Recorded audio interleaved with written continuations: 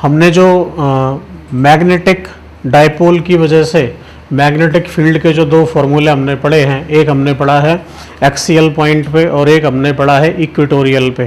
तो अभी उसी पे बेस्ड हम एक क्वेश्चन सॉल्व कर रहे हैं।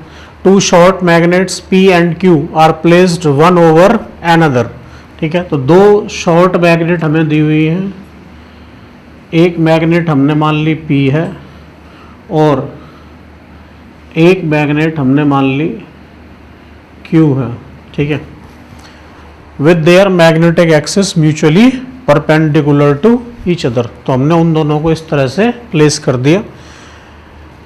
It is found that the resultant field at A point on the prolongation of the magnetic axis of P। ठीक है, तो वो कह रहा है किसी भी, इसकी एक्सिस ये हो गई, इसकी एक्सिस ये हो गई,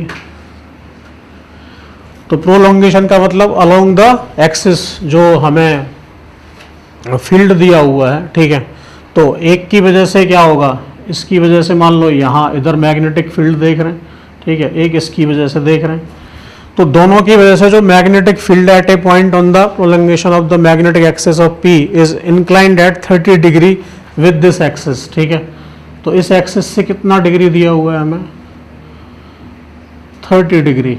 तो जो रिजल्टेंट फील्ड है वो ये है। ठीक है, compare the magnetic movement of the magnets. ठीक है, हमने मान लिया कि जो P का मैग्नेटिक मूवमेंट है वो है m1 और जो Q है उसका मैग्नेटिक मूवमेंट हमने मान लिया m2। ठीक है, तो देखो एक की वजह से जो फील्ड होगा तो हम इसको थोड़ा सा ऐसे ड्रॉ कर लेते हैं। ये फील्ड होगा मान लो इधर, दिस इज रिजल्टेंट फील्ड, ये एंगल है 30 डिग्री, तो एक का फील्ड ऐसे और एक का फील्ड ऐसे। ठीक है, समझ में आया? तो दोनों के लिए जो है एक का मान लो B1 और एक का B2, दोनों का फील्ड हमें पता होगा, वो हम फॉर्मूले से फाइंड आउट कर लेंगे। और B1 बाई B2 अगर हम यहाँ से देखें तो ये आएगा B2 बाई B1, तो B2 बाई B1 क्या आ जाएगा, ये आएगा tan 30। और B2 का फॉर्मूला लगाएंगे, जो डाइपोल मूवमेंट हमने सीखा है B1 का लगाएंगे, दोनों के डाइपोल मूवमेंट में m1 और m2 आ जाएंगे। ठीक है, दोनों से जो डिस्टेंस होगा, ठीक है, वो बराबर होगा और बराबर होकर वो क्या हो जाएगा, कैंसिल आउट। तो सिर्फ m1 और m2 में हमें क्या पता लग जाएगा, रिलेशन। ठीक है, तो इसको हम इस तरीके से सॉल्व कर लेंगे, नोट कर लो इसको। नेक्स्ट टॉपिक हम देख रहे हैं, torque on A magnetic dipole placed in a uniform magnetic field. देखो ये सेम टॉपिक हमने इलेक्ट्रोस्टैटिक में भी करा था। हमने जब इलेक्ट्रिक डाइपोल को यूनिफॉर्म इलेक्ट्रिक फील्ड में प्लेस किया था एक्सटर्नल में, तो उस पर टॉर्क लगा, उसका फॉर्मूला आया था PE sin थीटा। P क्या था, इलेक्ट्रिक डाइपोल मूवमेंट, E था इलेक्ट्रिक फील्ड और थीटा एंगल था दोनों के बीच में। ठीक है, तो सेम फॉर्मूला यहाँ भी ड्राइव होगा। ठीक है, तो यहाँ हम क्या करेंगे, एक यूनिफॉर्म फील्ड ले लिया हमने इस तरीके से, ये मैग्नेटिक फील्ड लाइंस मैं शो कर रहा हूँ। मैंने भी आपको मैग्नेटिक फील्ड लाइंस का टॉपिक डिस्कस नहीं किया है, इसके बाद हम उस टॉपिक को डिस्कस करेंगे, magnetic field lines, magnetic flux और उसका एप्लीकेशन हम किस तरीके से करेंगे। तो ये मैंने एक मैग्नेटिक फील्ड मान लिया जो कि B है और इसकी डायरेक्शन इधर है। हमने इसके अंदर एक मैग्नेटिक डाइपोल प्लेस कर दिया, ये नॉर्थ पोल है और ये साउथ पोल है और ये एंगल है थीटा। तो आपको शायद हो सकता है ध्यान आ गया हो कि हमने ऐसा डायग्राम पहले भी बनाया है। वहाँ हम ऐसा करते थे कि ये इलेक्ट्रिक फील्ड लिया करते थे और ऐसे एक डाइपोल प्लेस करते थे, ये +Q और ये -Q का। तो जिस तरीके से किसी भी चार्ज को मैग्नेटिक फील्ड में प्लेस करने पे, सॉरी इलेक्ट्रिक फील्ड में प्लेस करने से इलेक्ट्रिक फोर्स लगता था, तो वो फोर्स हुआ करता था F = QE के बराबर। ठीक है, तो यहाँ पे क्या होगा, जब हम किसी डाइपोल को, मैग्नेटिक डाइपोल को, जिसकी पोल स्ट्रेंथ क्या है, इसकी +QM और इसकी क्या हो गई -QM। ध्यान रखना, मैंने ये कहा था कि पोल स्ट्रेंथ को हम मैग्नेटिक चार्ज भी कह सकते हैं, नॉर्थ के लिए पॉजिटिव और साउथ के लिए नेगेटिव, ठीक है। तो इस पे जो फोर्स लगेगा वो फोर्स होगा इधर, और ये फोर्स है मैग्नेटिक फोर्स, और ये नेगेटिव है इसलिए इस पे मैग्नेटिक फोर्स इधर लगेगा, ठीक है। अब दोनों जो फोर्स हैं वो इक्वल एंड अपोजिट लग रहे हैं, तो इसको क्या करेंगे, ये इस तरीके से रोटेट कराएंगे।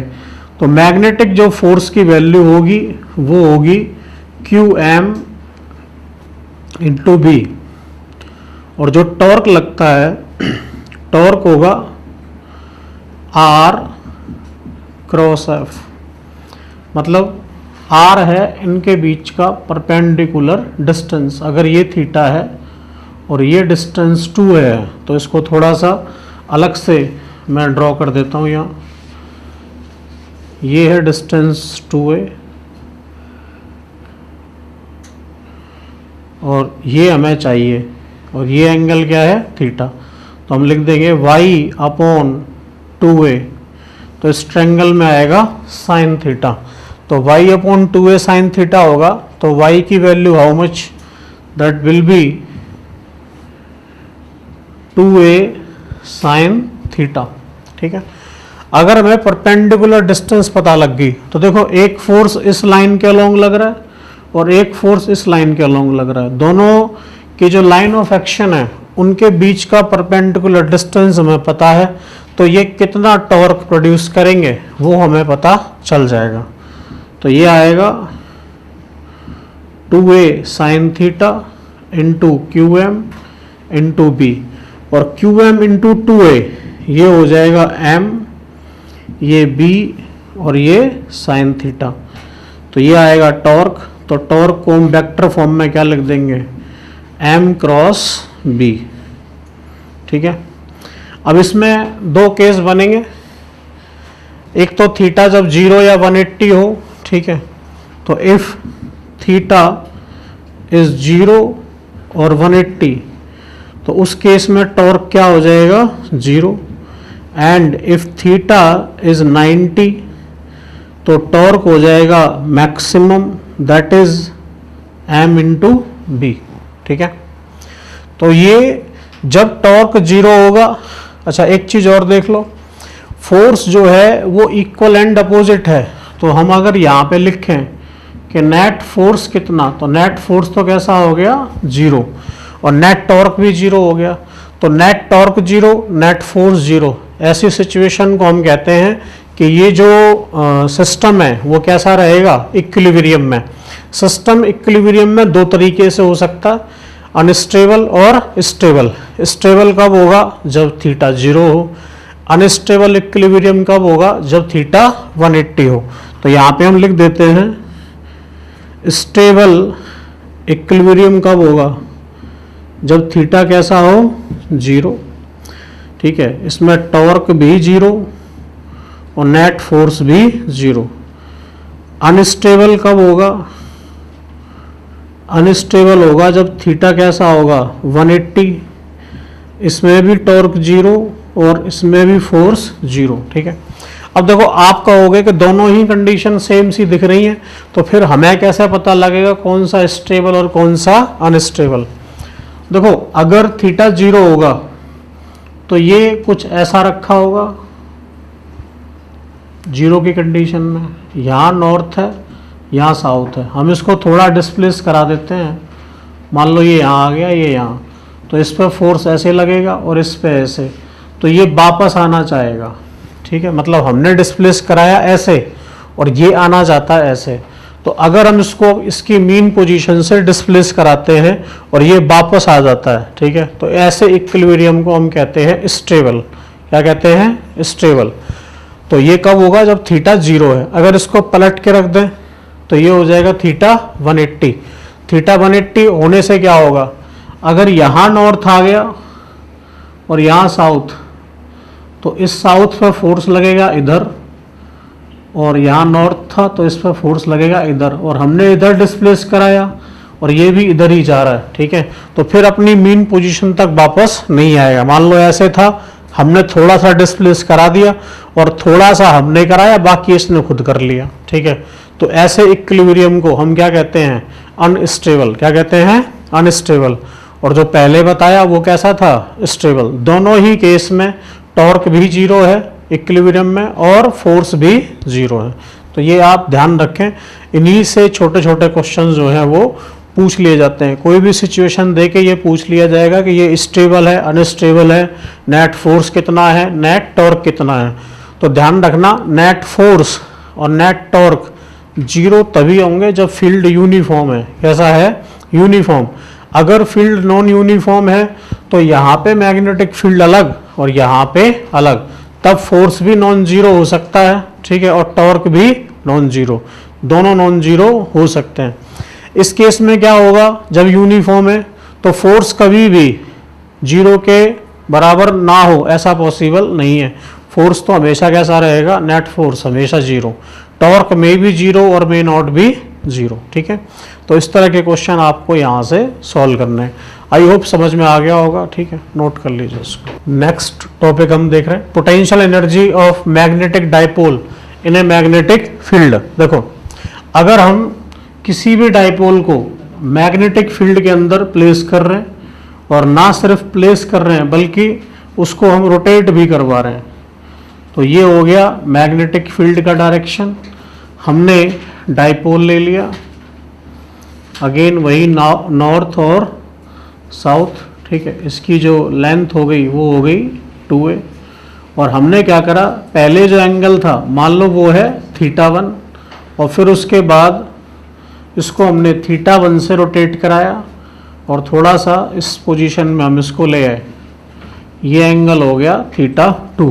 तो हमने क्या करा, θ1 से θ2 तक रोटेट करवा दिया। जितना वर्क इसको रोटेट करवाने में होगा, ठीक है, वही इसके अंदर एज ए पोटेंशियल एनर्जी क्या हो जाएगा, स्टोर हो जाएगा। तो हमें सिर्फ क्या कैलकुलेट करना है, वर्क डन।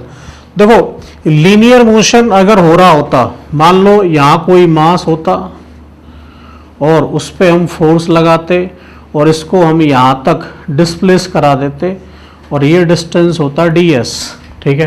तो हमने पढ़ा हुआ है अच्छे तरीके से कि वर्क डन का फॉर्मूला क्या होता है, F डॉट ds। तो हम लिख देते हैं कि वर्क डन क्या होगा, F डॉट ds, क्योंकि स्मॉल डिस्प्लेसमेंट है तो वर्क डन भी स्मॉल होगा।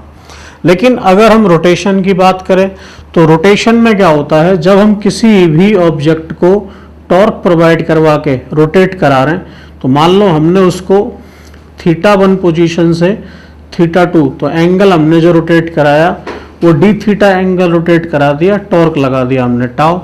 तो जो काम फोर्स करता है वो कौन करेगा, टाउ। और यहाँ पे था लीनियर डिस्प्लेसमेंट, यहाँ होगा एंगुलर। तो अब जो वर्क डन का फॉर्मूला होगा वो होगा टाउ dθ। कितना होगा, जैसे F डॉट ds ये होता है लीनियर के लिए, किसके लिए, लीनियर, और ये रोटेशनल के लिए, ठीक है। तो यहाँ पे क्या हो रहा है, क्या हम लीनियर मोशन करवा रहे हैं ना, यहाँ क्या करवा रहे हैं हम, रोटेशन। रोटेशन के लिए क्या हमें टॉर्क पता है, हाँ, अगर हमें इस डाइपोल मोमेंट का इसका डाइपोल मोमेंट पता है, m पता है, तो हमें इसका टॉर्क पता है। टॉर्क कितना होगा, टॉर्क होगा mb sin थीटा, ठीक है। अगर हमें टॉर्क पता है और हमने उसको dθ एंगल से रोटेट करा दिया तो हम वर्क डन निकाल सकते हैं क्या, हाँ जी निकाल सकते हैं। dw इज इक्वल टू होगा टाउ dθ। तो dw is equal to tau की वैल्यू हम क्या पुट कर देंगे, that will be mb sin theta dθ। दोनों साइड क्या कर देंगे, इंटीग्रेशन, ठीक है। देखो, जिनको इंटीग्रेशन नहीं आता हो वो मेरे चैनल पे जाएं, ठीक है, और वहाँ से इंटीग्रेशन सीख लें। मैंने कुछ नए वीडियोस इंटीग्रेशन के अपलोड किए हैं, लेकिन वो हैं बिल्कुल सिंपल लेवल के लिए, जिनको बिल्कुल ही नहीं आता हो, ठीक है। और जिनको ज़्यादा सीखना है वो मैथ्स की बुक फॉलो करें। इसको क्या कर देंगे, इंटीग्रेट कहाँ से कहाँ तक, 0 से w तक, इसको θ1 से θ2 तक। तो ये आएगा w, m और b आ जाएंगे बाहर, ये बचेगा साइन थीटा dθ। कहाँ से कहाँ तक, θ1 से θ2। साइन थीटा का इंटीग्रेशन देखो, कॉस थीटा का डिफरेंशिएशन होता है माइनस साइन थीटा, तो साइन थीटा का इंटीग्रेशन होगा माइनस कॉस थीटा, क्या हो जाएगा, माइनस कॉस थीटा। दो लिमिट हो गई, एक अपर और एक लोअर, तो ये हो गया माइनस एम बी, माइनस को मैंने बाहर ले लिया, cos theta 2 minus cos theta 1। ठीक है, अगर हमने यहाँ पे ये कह दिया कि थीटा 1 जो था वो 90 डिग्री था और थीटा 2 जो है वो कोई एंगल थीटा है, तो कॉस थीटा 2 तो ये होगा minus M B, cos theta 2 की जगह आ जाएगा थीटा, देख लो, और थीटा 1 हो गया कॉस 90, कॉस 90 क्या होता है 0। ठीक है, तो ये आ गया minus M B cos theta, और जो वर्क होगा वही एज ए एनर्जी क्या होगा, सटोर, तो ये हो गया m dot B. Got it और not? This is potential energy of a magnetic dipole placed in a magnetic field. Note कर लीजिए। इसके बाद जो भी क्वेश्चन दिए हुए हैं सॉल्व्ड और अनसॉल्व्ड, ठीक है, तो ये आपकी रिस्पॉन्सिबिलिटी है क्वेश्चन सॉल्व करना। जो डाउट हो, ठीक है, तो मैंने आपको कई बार कह रखा है, अगर आपको कोई डाउट है तो मुझे कॉल ना करें, ठीक है। नीचे जो नंबर दिए हैं उन पर आप व्हाट्सएप मैसेज कर सकते हैं। Thank you.